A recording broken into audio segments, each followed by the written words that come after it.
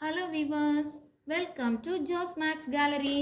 இப்போ நம்ம 12th standard maths exercise example 4.8 எப்படி எழுதுறதுன்னு பார்க்கலாம். Find the principal value of tan inverse root 3.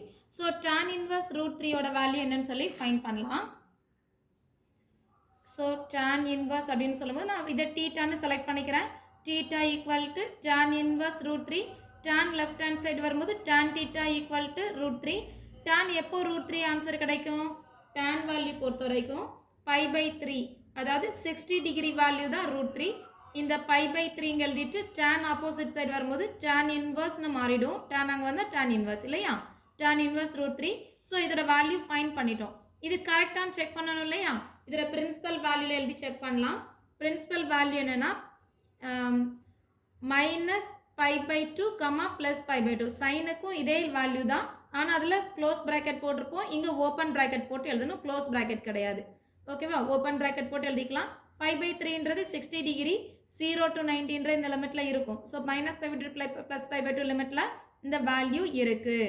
So this one is correct. Final answer, the principal value of tan inverse root 3 equal to plus pi by 3. That's all.